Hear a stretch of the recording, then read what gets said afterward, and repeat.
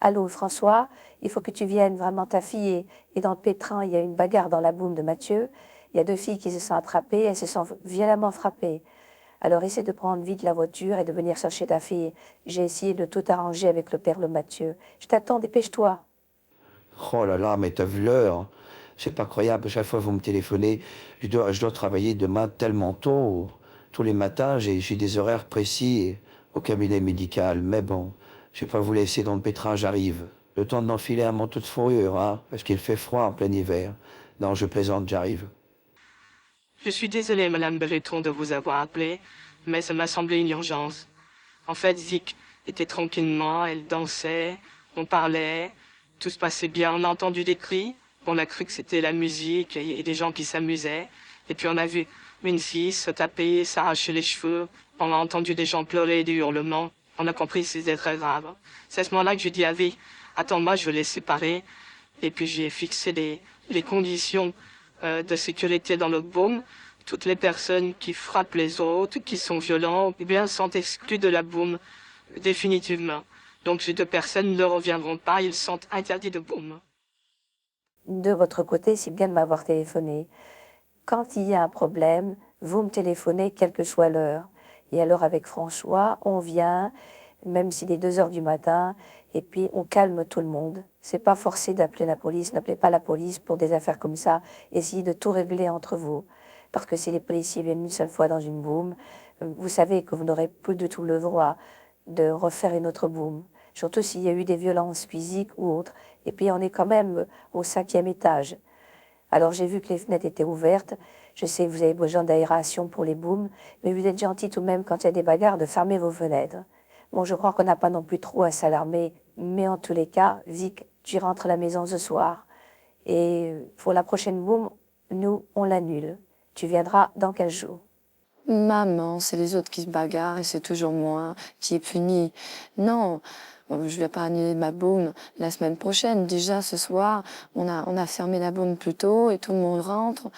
On avait à peine commencé depuis une demi-heure que c'est déjà la bagarre générale. La semaine prochaine, tout sera rentré dans l'ordre et puis de toute façon, c'est pas moi qui ai déclenché la bagarre. Je vois pas pourquoi je devrais toujours prendre tout sur mes épaules. C'est ça qui va pas avec papa, c'est que à chaque fois, systématiquement, quand il y a un problème, vous m'accusez moi. Vous m'interdisez de boum, interdisez de sortie et tout. Soyez un peu réaliste. C'est pas moi qui ai déclenché cette bagarre. Alors je vais pas payer comme une pour les autres. Il manque plus que les autres soient à la boum la semaine prochaine et pas moi. Votre fille a pas tort. L'interdire de boom, c'est pas très gentil parce qu'après tout, elle y est pour rien. Et donc, les gens qui sont interdits de boom, c'est ceux qui mettent du désordre ici. Et Vic n'a pas mis de désordre. Alors moi, je m'oppose à ce que Madame Belleton, votre fille, soit interdite de boom. Elle n'est en cause pour rien dans cette histoire. Et donc, la semaine prochaine, j'attends votre fille pour une nouvelle boom. Et vous l'inquiétez pas, la sécurité sera revenue. Et les gens qui ont posé problème, de toute façon, ne reviendront jamais. Oui, maman, Mathieu, tu sais, est très très prudent. Il y a des règles ici. Tous les jeunes connaissent un petit peu notre règlement intérieur. On n'a pas de garde du corps, on n'a pas d'agent de sécurité.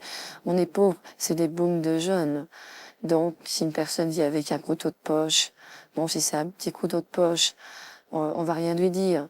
Mais à partir du moment où il porte un vrai couteau sur lui, là, on va l'interdire parce que c'est dangereux, surtout après une bagarre comme ça. On a été obligé de fouiller tout le monde. On a regardé que personne n'avait d'armes sur lui, surtout des couteaux, parce que ici, c'est des bombes tranquilles, hein, tu le sais. C'est des jeunes qui viennent s'amuser et on n'a jamais vu personne avec un couteau à la main. Maintenant, on a eu peur, moi et Mathieu, et on a pris la décision de demander à tout le monde de montrer ce qu'ils avaient dans leur poche afin d'être sûr que personne n'avait d'armes dangereuses qui puissent être utilisées. Et puis les deux filles ont été amenées dans 2 chambres séparées avec 5 garçons qui les ont un peu sermonnés et on leur a dit allez calmez-vous et tout, c'est une boum entre copains et copines, on est là pour s'amuser, on n'est pas là pour que les flics descendent et puis ils nous embarquent tous au poste de police. Et ça arrive toujours comme ça. Tu sais, quand il y a une boum, eh bien, c'est pas rare que les flics y débarquent et puis contrôlent les papiers de tout le monde. Et en plus, comme on est mineur, on n'a même pas nos papiers sur nous. Je vais voir ça avec ton père, et puis si ton père est d'accord, eh bien, la semaine prochaine, tu viendras à Vic. Mais je te préviens, si ton père refuse, tu te plieras à notre décision familiale. Que ça plaise ou non à ton petit copain Mathieu. Excusez-moi, Madame Belleton, je vais pas vous manquer de respect, mais Vic n'est pas ma copine. Je suis son fiancé et on se marie bientôt. Je vous rappelle quand même. Oui, maman, Mathieu a raison. Parce qu'en réalité, il n'est pas juste un petit ami. Maintenant, c'est plus une boum de petit enfant non plus. Je me marie pour mes 16 ans, ne l'oublie pas. Et il y aura une autre boum encore plus grandiose que celle-ci.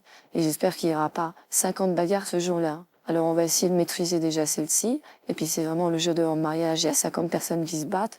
Eh bien au moins ça sera une boum historique. On finira tous au poste de police, on finira tous en prison. De quoi vous parlez tous? J'arrive, c'est quoi cette histoire de me déranger aussi tard? Et une fois de plus, c'est qui fait le taxi?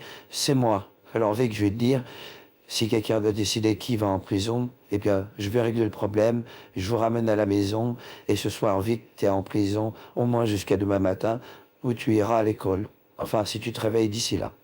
Eh bien Mathieu, je te dis à bientôt, à la prochaine boum. Enfin, si jamais je me réveille pour la prochaine. Non, je voulais faire un peu d'humour tout de même.